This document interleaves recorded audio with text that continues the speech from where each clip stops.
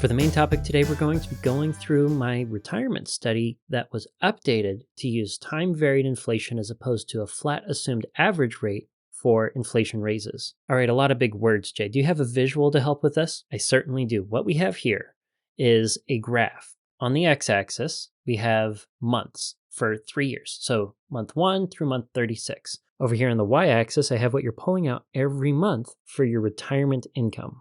Now you're going to see for 12 months, you're pulling the same amount out each month. And then for the beginning of the next year, you're going to be giving yourself a raise so that you have the same buying power you did last year. This is similar to getting a cost of living raise back when you were in the accumulation phase. Now, I think it's very realistic to assume that in retirement, you are going to give yourself a raise once a year. That's the way that most studies assume things working out. If you were to give yourself a monthly raise, well, that's what these yellow bars on this graph represent. If you're listening to audio only, what I have behind the green rectangles, there were 3 green rectangles representing 3 years, right?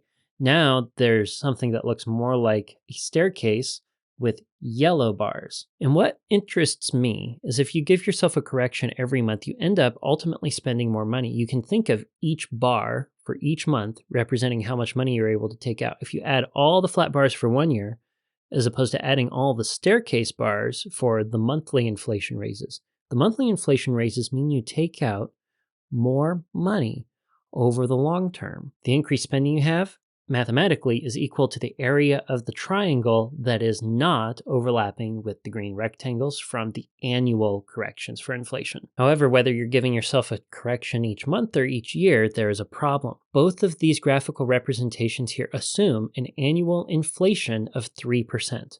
It's an assumed value. Where did I get 3%? Where'd you get that number? Out of my butt.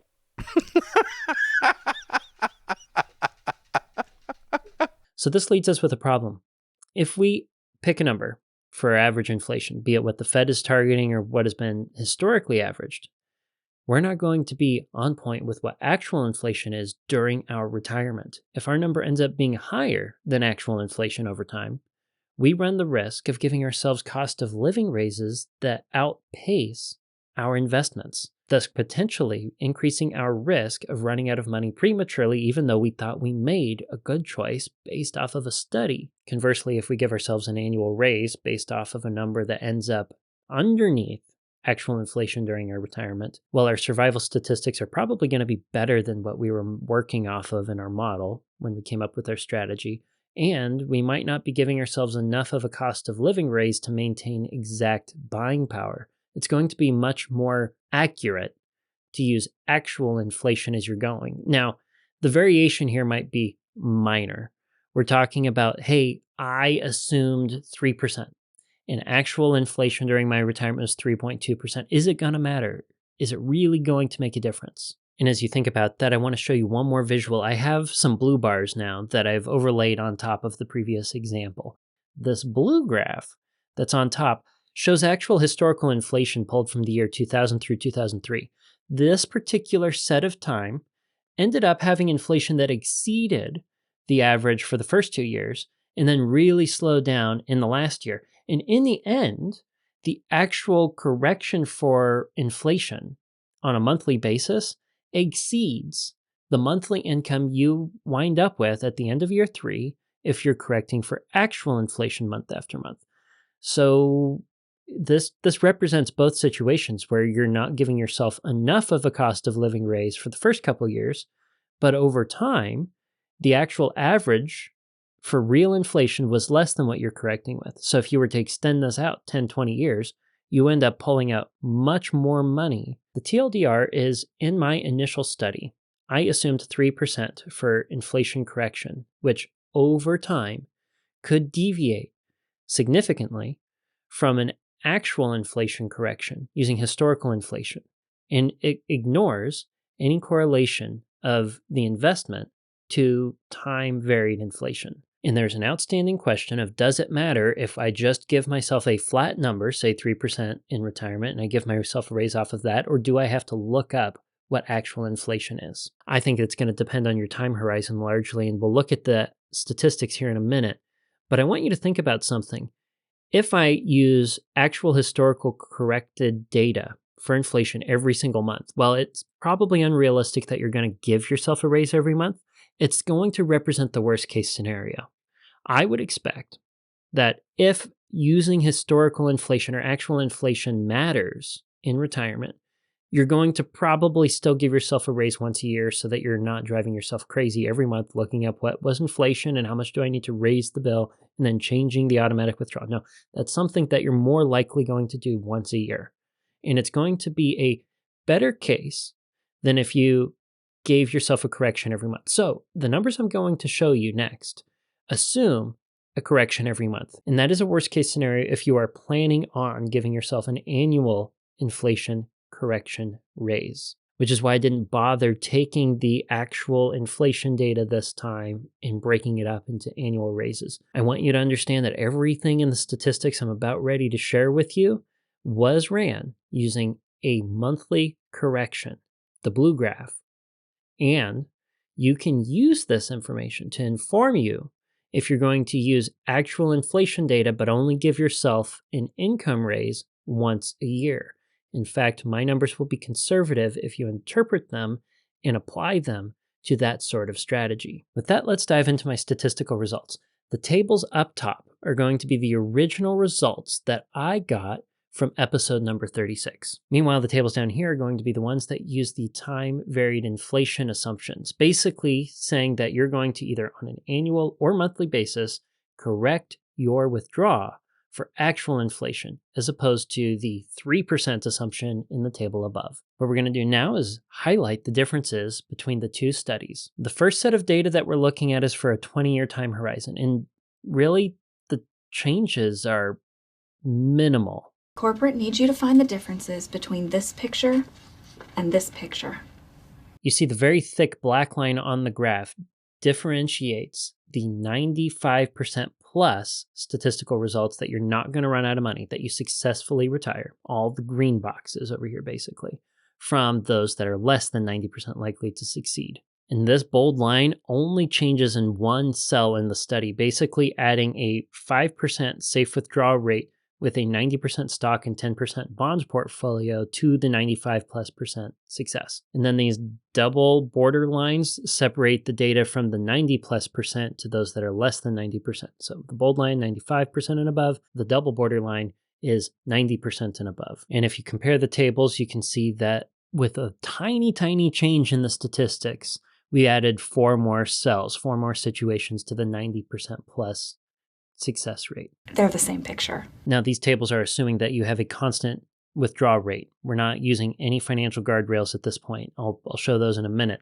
The other table that I have, I'm not going to read through it all, but it shows the average value of your ending nest egg. The red cells are ones that end less than your initial investment. When I ran the numbers, I started with $1 million. It doesn't really matter what you start with because the survival statistics and the withdrawal rate are independent of the actual nest egg value. But the red cells are situations that I personally wouldn't end up using myself because it means that during the distribution phase, you ended up chewing into the nest egg and your buying power over time in your savings goes down. And the darker green cells over here are the ones that ended up growing the most. So if your goal in retirement is to leave the most to your heirs, well, you want something that's going to be more in the green area, something that grew and didn't end up getting eaten up. And if we compare the ending nest egg values between these two over 20 years, we see that there's about a 10 to 20% increase in nest egg value that you can leave to your heirs if you use actual historical data as opposed to an average inflation correction that exceeds what inflation actually is throughout your retirement. As the historical inflation for the data set I used was less than 3%, my inflation corrections were 3 under the original study. These next tables here are going to be for a 20-year time horizon that utilizes financial guardrails. I've explained financial guardrails before. Please go back to episode 36 if you want a little bit of a better explanation. In essence, what we're talking about here is if you were to have your nest egg corrected for inflation and it ever dropped below its initial buying power, you would default from whatever withdrawal rate you had before. Say you were using 5%, your nest egg drops below its initial $1 million, correcting for inflation. You then go to a 3% safe withdrawal rate until it recovers. You don't necessarily change your withdrawal rate depending on an up or down year. You're looking at the value of your nest egg over time and if it maintained its initial buying power. Likewise, you can take that value and say, if it grows at 12% under the original study without any withdrawals, you just take that value and assume an average 12%. If your nest egg ever ends up above that, then you jump to an 8% safe withdrawal rate using Dave Ramsey's rule. In the new study, the second table is the one that was time value corrected. I dropped that upper limit, that upper bound, to 9% growth after inflation. All the data that I used in the second study was corrected for inflation month after month. So the bottom line was a flat 0. And the top line is going to be a 9% growth. So anytime the nest egg dropped below $1 million in value in today's money, we dropped the withdrawal rate to 3%, regardless of where we were on the graph before. And if it exceeded that 9% growth curve, I raised the withdrawal rate to 8%, saying basically you are someone who's very lucky in a market that's growing wildly well. You can afford to take out more if you want to. You don't have to, but that's where these results come from. And it doesn't take an expert to tell you that the survival rates for the 3% inflation assumption versus actual historical data are, I mean, there are differences between the numbers, but they're all like 97% likely to survive and above. Everything is green. It's boring. They're the same picture. And the ending nest egg values are still improved by about 10 to 20%, depending on the data that you're looking at. Let's go back to a situation where we're taking a flat percentage out through the entirety of retirement, but this time it's a 30-year time horizon. Well, the ending nest egg values all shift by somewhere around 30%. So you get much more money if you use historically accurate inflation corrections versus a flat number that's a bit more aggressive. If we look at the survival statistics, though, they change in an interesting way. Take a look at how steeply the 100% bonds drop off. We have at a 3.75% safe withdrawal rate, a 92.1% chance of success. At 4%, the 4% rule, we have an 80.5%. And then after that, 4.5% safe withdrawal rates drop it radically down to a 43.3% chance of success. And from there to a 5% safe withdrawal rate, we go to 14.1. Meanwhile, if we use time-varied inflation that's accurate for our cost of living raises, a 3.75% safe withdrawal rate results in a 97.5% success rate for an all-bond portfolio. The 4% rule is still above 90% success, 92.6. Before, remember, it was 80%. Then if we look at the 5% safe withdrawal rate, it is 33.9% likely to survive. Now, that's bad, but before I said it was 14.1. The odds of success doubled between using a flat 3% over 30 years for inflation correction as opposed to historically accurate data. And the same sort of thing happened with the more aggressive portfolios. Somewhere in the middle, it stays about the same. There's not too much that shifts around, but if you're very bond heavy or you're very equity heavy, the line which divides what is safe and what is not safe has shifted down a little bit. We see that in using my 401k, using the 3% inflation correction over 30 years results in nothing being safe, nothing being 95% or better with the success rate. But it's actually safe using accurate inflation data corrections for a 2.8% safe withdrawal rate. And it's almost 95% out of 3%. It's 94.5% likely. So you can see that on the edges of the graph, there's a bigger change for the boundary that separates what's safe and what's not. Given that mere fact, this is the takeaway that I want you to have. If you kind of tuned out while I was reading statistics numbers, I want you to focus in again and pay attention to this point. If you looked at some statistical data and made your decision off of a study that used a flat correction for cost of living raises year over year, and that flat correction is slightly more aggressive than the historical data that was used to model the study, you are looking at a number on the boundary that is conservative. And if you need to be near that boundary because you didn't save up enough to have a lower safe withdrawal rate where the difference doesn't matter, it can make a difference if you implement a strategy of actually looking at how inflation was this past year, correcting for it, and moving forward with that. Over the long run, it will be safer than a slightly too aggressive number that is not reflective of the unknown inflation you'll run into in the future. To drive this point home, I want us to look at the 50-year time horizon data results. If we use the 3% assumed inflation correction every year, the only situations that are safe, that meaning there's a 95% chance or better that you succeed, are going to be the 80/20 stock portfolio for a 3% safe withdrawal rate or less, a 50/50 stock bond portfolio for 3% safe withdrawal rate or less, or the 30 bond 70% stock portfolio for a 2.8% safe withdrawal rate. That's it. There are 5 cells that I would consider completely safe and comfortable engaging with, and they're very conservative portfolios using a flat but aggressive cost of living inflation correction year after year. Meanwhile, there are 11 situations using accurate inflation data corrections that are safe. It actually raises the highest safe withdrawal rate from 3% to 3.33% under the 80/20 and the 50/50 bond stock portfolio mixes. And I'd like to point out that the all stock strategy, the all stock portfolio, is now 96.2% likely to succeed if you're using a 2.8% safe withdrawal rate. Flat, no guardrails. This is opposed to up here when we're using the 3%. The all stock portfolio is 93.9% successful. So it was able to increase your success rate by 2 to 3%, shifting the bar, the boundary between what's safe and what's not safe. And as far as ending nest egg values after 50 years of the difference here, you'll see that the numbers down below, depending on the circumstance you're looking at, are around double of what they otherwise would have been. So being actually accurate with your inflation cost of living raises can double what you're leaving to your heirs if you have a very long time horizon in this particular comparison. And then there's the question of, well, does it make a difference with the financial guardrail results? And the answer is yes. In the financial guardrail results, with a 3% inflation cost of living correction year after year, there is only one situation. It's the 80% bond, 20% stock portfolio at a 3% safe withdrawal rate.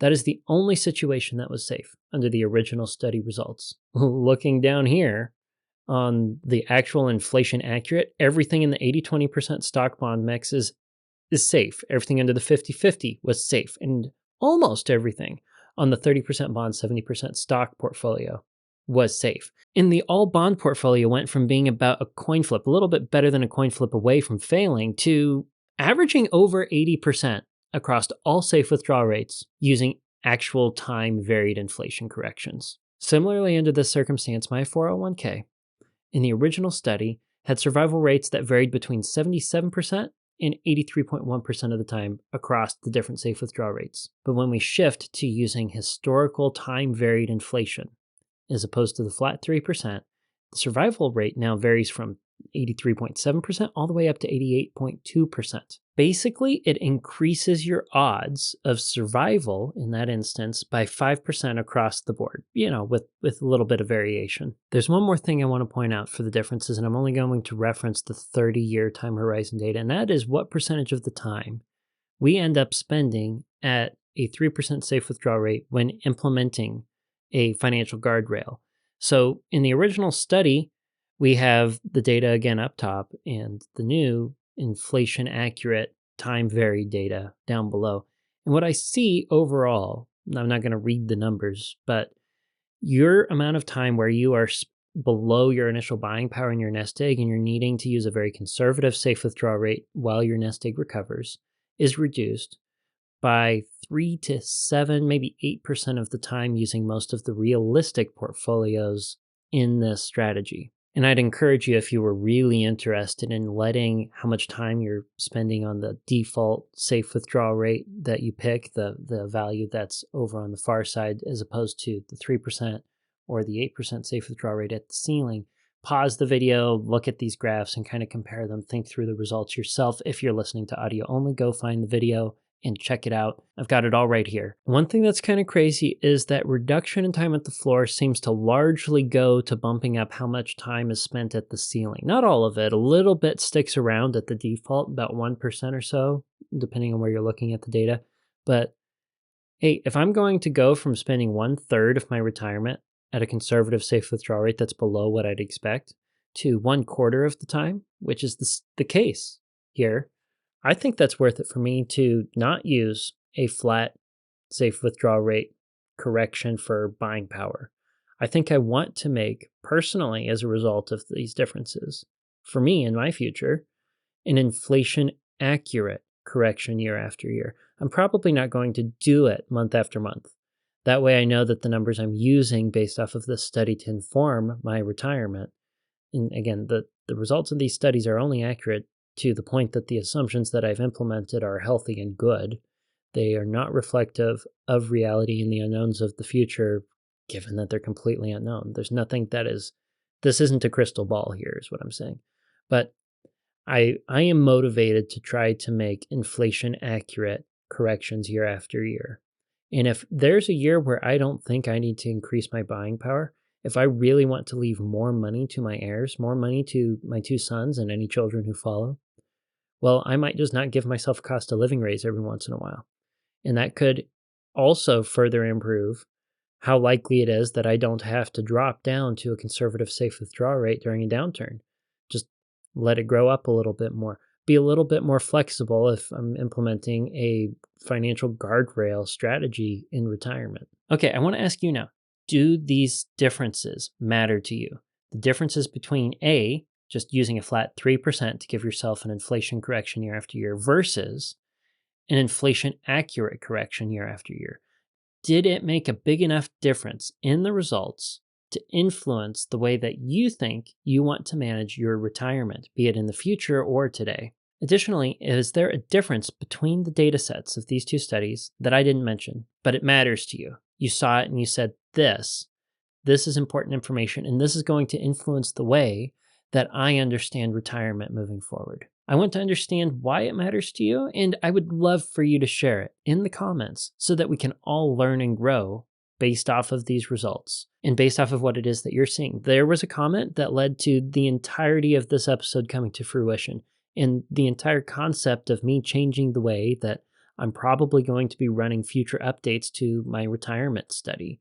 Your words, your stories, and what matters to you can change this show for the better to help all of us grow in knowledge and understanding for the good of our respective hope-filled financial futures. And while you're thinking about that, until next week, until next Tuesday, budget bravely and enjoy your hope-filled financial future.